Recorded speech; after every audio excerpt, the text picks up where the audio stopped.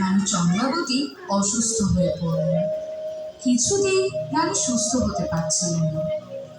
রাজা বিভিন্ন ধরনের গ্রহ পূজা করলেন।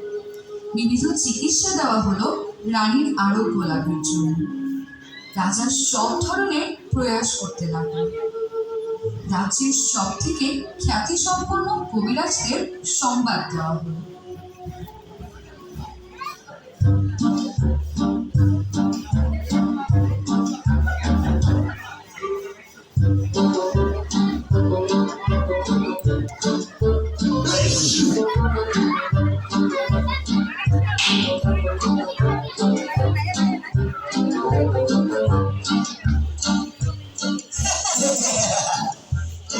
আমরা হচ্ছি এ রাজ্যের পুরা কবিরাজ। আমি হচ্ছি এ রাজ্যের বিখ্যাত কবিরাজ পুরা। আমার দাওয়াইতে রোগ হয়ে যায় পুরা।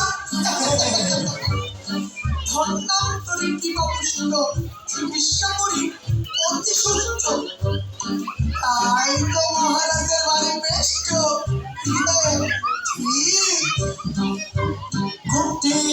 খুব ঠিক।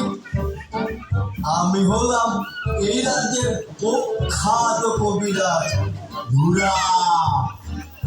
আমার চিকিৎসায় কুস্তি করে 100 বছরের বুড়া। আমরা ধন্যান্তরের কৃপাপুষ্ট চিকিৎসা করি অতি সুস্থ। তাই আমরা মহারাজের বাড়ি বেষ্ট। ঠিক ঠিক। আমরা হলাম মায়ের পেটের মৌসাদু ভাই। সারা রাজ্যে রোগ তাড়িয়ে বেড়ায়। কবিরাজ মশাই, রাজা মশাই সংবাদ দিয়েছে মহারানী নাকি অসুস্থ, তাকে করতে হবে সুস্থ। তা মহারানীর হলোটা কি? বুঝলে না হে, বোধ হয় পুরী মন্দিরের প্রসাদ খেয়ে আরাম হয়েছে। ব্রাতা কবিরাজ, আমাটা কি? বুঝলে না হে মহাশয়, হয়েছে বোধ হয় আমশয়। আমাশয়। তাহলে তো নিতে হবে কাঁচা হলদি, গন্ধমাদক, থানকুনি, পাথরকুচি আর জড়িবুটি। সঙ্গে নিয়ে ঘটি। চলো এবার রাস্তা মাপি।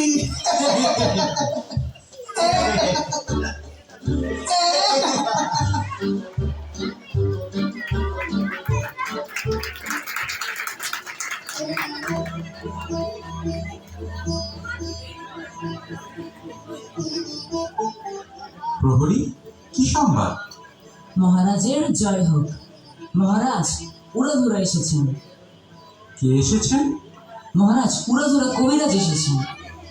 আচ্ছা, আসতে বল। আগে মহারাজ।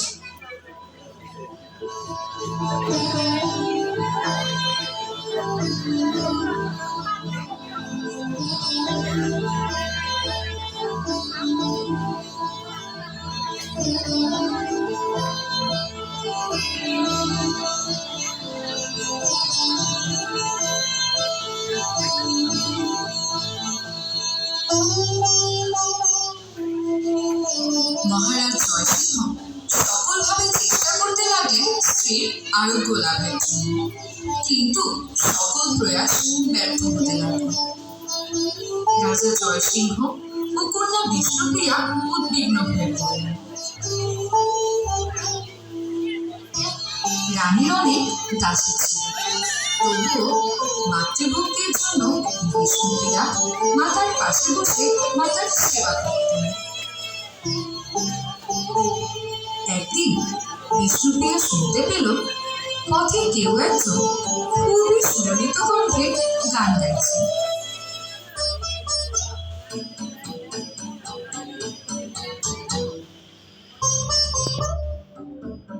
দাসী, তুমি বাইরে গিয়ে দেখো তো কে এত সুন্দর কণ্ঠে গান গাইছে।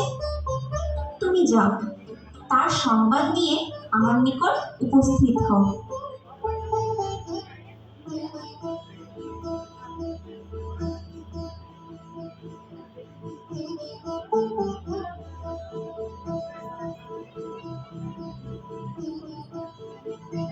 রাজকন্যার জয় হোক। পুরী থেকে এক সন্ন্যাসী এসেছেন। তিনি জগন্নাথের ভজন গাইছেন। সন্ন্যাসী কিছু জগন্নাথ দেবের প্রসাদ দিয়েছেন। বলেছে এই জগন্নাথ দেবের মহাপ্রসাদ গ্রহণের মাধ্যমে মহারানী আরোগ্য লাভ করবেন। সন্ন্যাসী জগন্নাথ দেবের ভক্তিভরে প্রার্থনা করতে বলেছেন।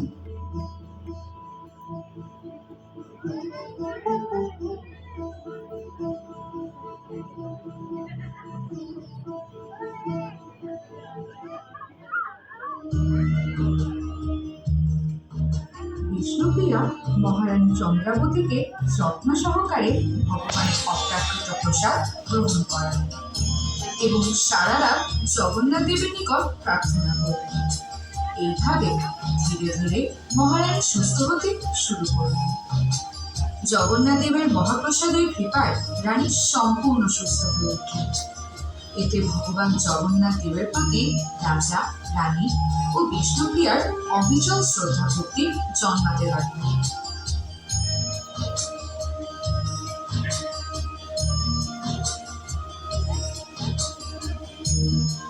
রাজ্যে পরিধান থেকে যেই আসুক না কেন, রাজা তাদের খুব শ্রদ্ধার সাথে সমাদর করতে শুরু করলেন।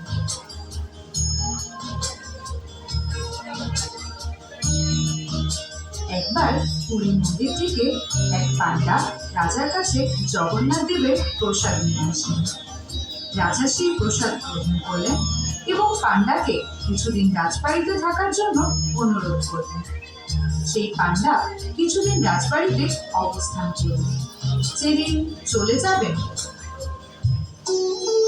হে পুরোহিত, আমরা জগন্নাথ দেবের জন্য এই সমস্ত মণিরত্ন উপহার দিতে চাচ্ছি। আপনি তা জগন্নাথের সেবায় নিয়োজিত করুন। যথাজ্ঞা মহারাজ।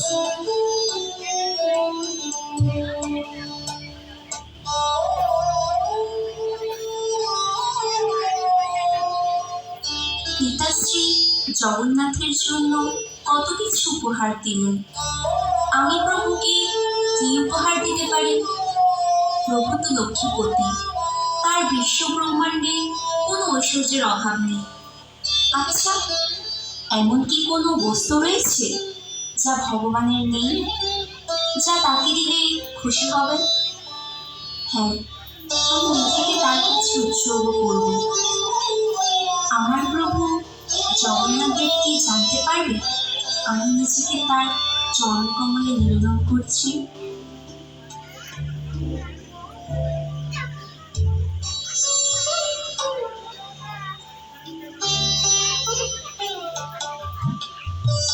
বিষ্ণুপ্রিয়া কস্তুরী গুঁড়ো করে এক বিশেষ কালি তৈরি করে জগন্নাথ দেবের উদ্দেশ্যে একটি পত্র রচনা করে। সেই পত্রটি একটি সুন্দর ছোট বাক্সে ভরে পান্ডার নিকট দেন।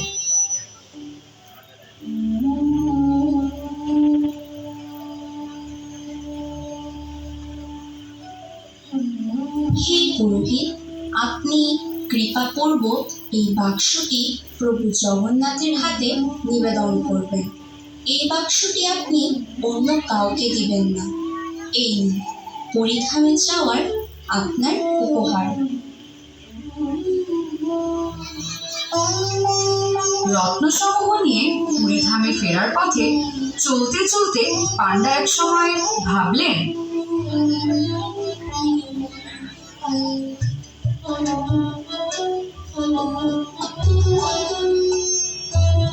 এই উপহারটি কি হতে পারে? বিষ্ণুপ্রিয়া নিশ্চয়ই কোনো মহামূল্যবান রত্ন এই বাক্সে দিয়েছে। এ বাক্স খুলে না দেখলে আমার কৌতূহল মিটবে না। রাজ্যের সীমানা পার হলে খুলে দেখব এই বাক্সে কি রয়েছে।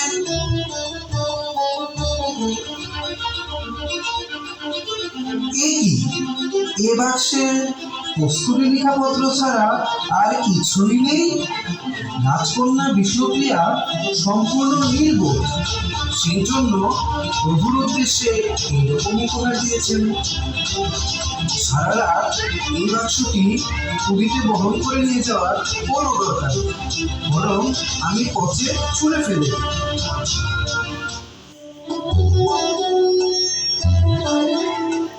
কয়েকদিন চলার পর পান্ডা পুরীতে পৌঁছালেন। পান্ডা দীর্ঘ পথ চলার ক্লান্তিতে তার গৃহে গভীর নিদ্রায় আচ্ছন্ন হলেন।